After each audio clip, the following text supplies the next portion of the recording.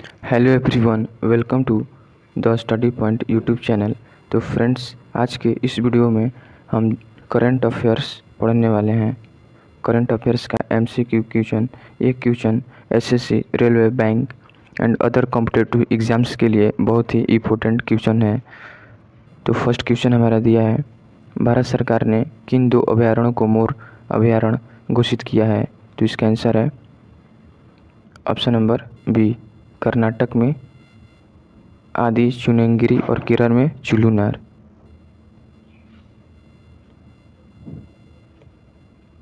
मोर भारत का राष्ट्रीय पक्षी है और इन अभयारण्यों का उद्देश्य मोरों को संरक्षण में मदद करना है। नेक्स्ट है क्वेश्चन, हाल ही में लॉन्च हुई भारत की पहली नमो भारत रैपिड रेल भारत के किन दो शहरों को जोड़ती है? तो इसका आंसर है ऑप्शन नंबर 3, अहमदाबाद और भुज।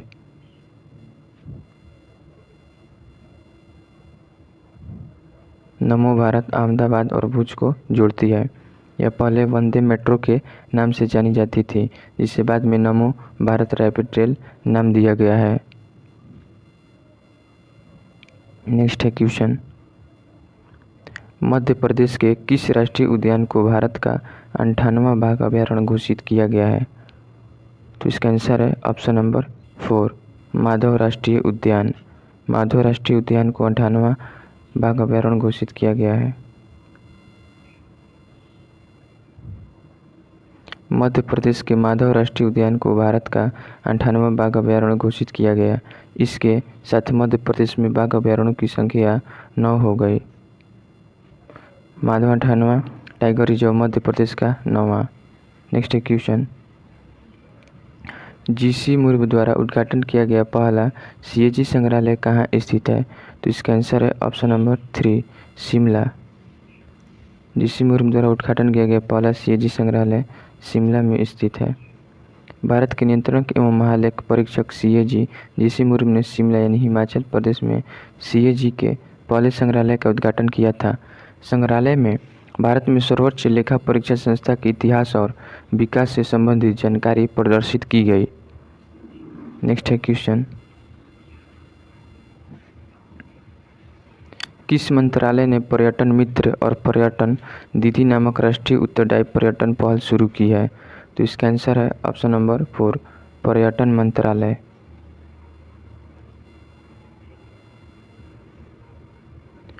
भारत सरकार के पर्यटन मंत्रालय मिनिस्ट्री ऑफ टूरिज्म ने पर्यटन मित्र और पर्यटन दीदी पहल शुरू की। इसका उद्देश्य स्थानीय लोगों को पर्यटन से जुड़ना, पर्यटकों के अनुभव को बेहतर बनाना और जिम्मेदार एवं सतत पर्यटन को बढ़ावा देना है। नेक्स्ट है क्वेश्चन, कैबिनेट द्वारा स्वीकृति 5 लाख के स्वास्थ्य बीमा कवरेज के लिए वरिष्ठ नागरिकों की न्यूनतम आयु क्या है? तो इसका आंसर है ऑप्शन नंबर 3, 70 वर्ष। 70 वर्ष से अधिक लोगों को 5 लाख के मुफ्त इलाज आयुष्मान भारत के तहत छूट दिया गया है।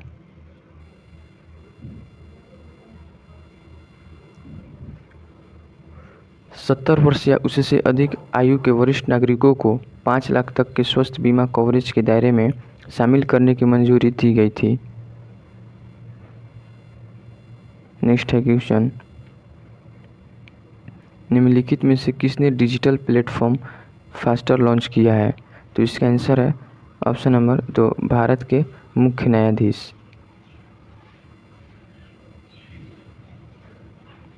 फास्टर का पूरा नाम fast and secured transmission of electronic records है। इसे भारत के तत्कालीन मुख्य न्यायाधीश सीजेआई वेनवी रामन ने लॉन्च किया था। इस प्लेटफॉर्म का उद्देश्य अदालतों के महत्वपूर्ण आदेशों और निर्णयों को इलेक्ट्रॉनिक माध्यम से तेजी और सुरक्षित तरीके से संबंधित अधिकारियों तक पहुंचाना है। नेक्स्ट है क्वेश्चन,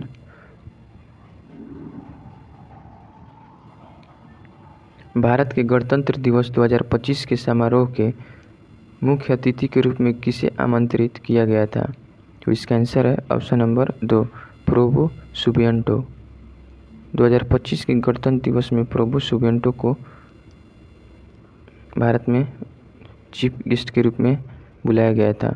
प्रभु सुबियांटो ये इंडोनेशिया के राष्ट्रपति हैं। उन्हें भारत के 76वें गणतंत्र दिवस समारोह के मुख्य अतिथि के रूप में आमंत्रित किया गया था।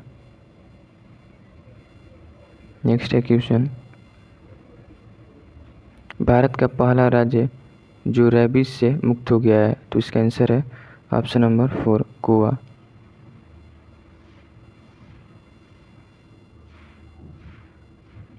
गोवा को भारत का पहला रेबीज मुक्त राज्य घोषित किया गया था।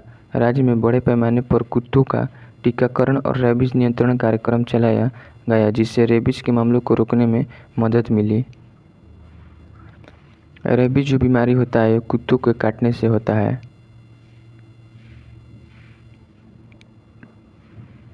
किस मंत्रालय ने कर्मचारियों के लिए आधार आधारित यूएनए संकीर्ण को सक्रिय करने के लिए कर्मचारी भविष्य निधि संगठन ईपीएफओ को अधिदेशित किया है? तो इसका आंसर है ऑप्शन नंबर 1 श्रम मंत्रालय।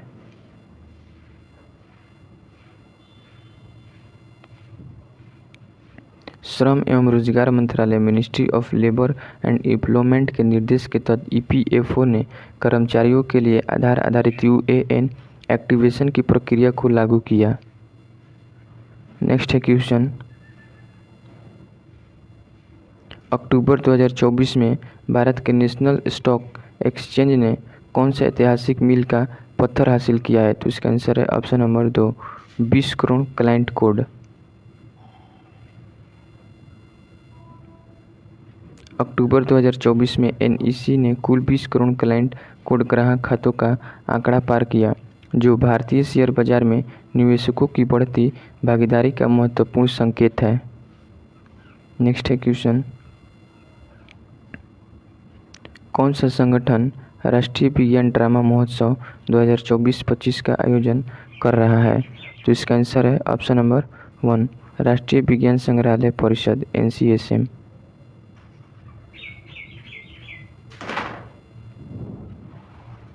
राष्ट्रीय विज्ञान ड्रामा महोत्सव 2024 से 25 का आयोजन राष्ट्रीय विज्ञान संग्रहालय परिषद national council of science museums NCSM द्वारा किया जा रहा है। इसका उद्देश्य विज्ञान के नाटक और रचनात्मक प्रस्तुतियों के माध्यम से विद्यार्थियों तक रोचक तरीके से पहुंचाना है। नेक्स्ट क्वेश्चन दिया है, कृषि स्टार्टअप और कृषि उद्यमियों को समर्थन देने के लिए सरकार द्वारा शुरू किए जाने वाले फंड का नाम क्या है? तो इसका आंसर है एग्रीश्योर।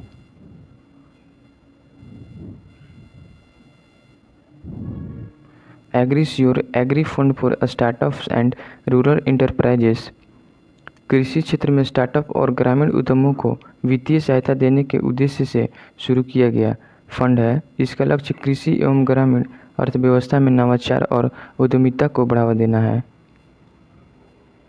नेक्स्ट है क्वेश्चन, किस मंत्रालय ने पर्यटन मित्र और पर्यटन दीदी नामक राष्ट्रीय उत्तरदायी पर्यटन पहल शुरू की है? तो इसका आंसर है पर्यटन मंत्रालय।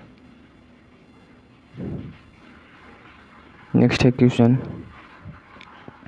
गुजरात का कौन सा गांव भारत का पहला सौर सीमावर्ती गांव सोलर बॉर्डर विलेज बन गया है? तो इसका आंसर है ऑप्शन नंबर 1 मसाली गांव। मसाली गांव ये गुजरात के वंशाघाट जिले में स्थित भारत पाकिस्तान सीमा के पास का गांव है। इस देश का पहला सौर ऊर्जा से संचालित सीमावर्ती गांव बन गया। यहाँ सौर ऊर्जा के माध्यम से बिजली की जरूरतों को पूरा करने की दिशा में महत्वपूर्ण कदम उठाया गया है।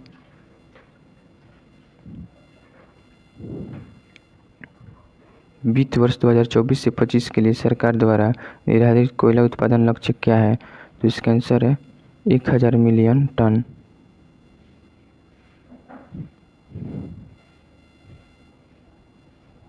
सरकार ने वित्त वर्ष 2024 में कोयला उत्पादन 1000 मिलियन टन तक बढ़ाने का लक्ष्य निर्धारित किया था।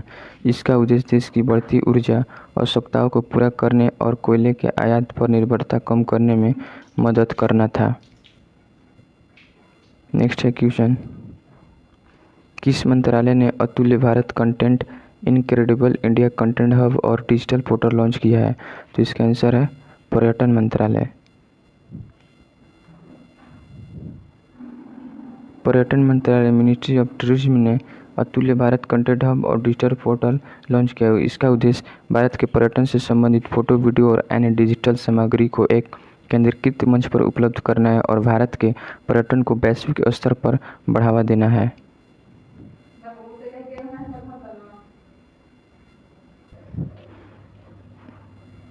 नेक्स्ट है क्वेश्चन, किस कंपनी ने एशिया का पहला लो कार्बन जिंक इकोजेन लॉन्च किया है? तो इसका आंसर है हिंदुस्तान जिंक। हिंदुस्तान जिंक ने इकोजिन नाम से एशिया का पहला low carbon green zinc launch किया। इसका उद्देश्य जिंक उत्पादन से जुड़े कार्बन उत्सर्जन को कम करना और अधिक टिकाऊ उत्पादन को बढ़ावा देना है।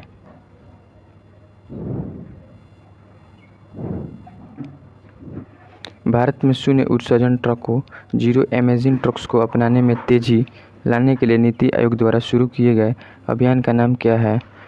नीति गियरशिफ्ट चैलेंज।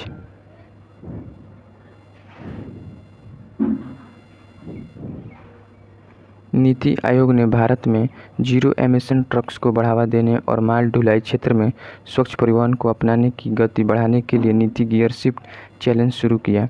इस पहल का उद्देश्य नवाचार, तकनीकी समाधान और व्यावसायिक मॉडलों के माध्यम से शून्य उत्सर्जन ट्रकों को अपनाने को प्रोत्साहित करना है। नेक्स्ट क्वेश्चन है,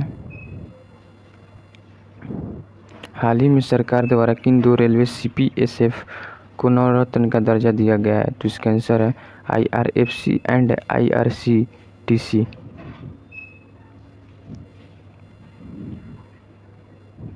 सरकार ने Indian railway finance corporation IRFC और Indian railway catering and tourism corporation IRCTC को नवरत्न CPSC का दर्जा दिया।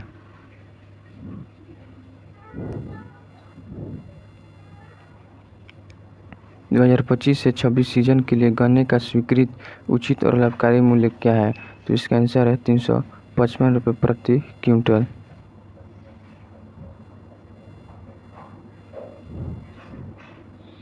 केंद्र सरकार ने चीनी सीजन 2025 से 26 के लिए गन्ने का FRP 355 प्रति क्विंटल निर्धारित किया है।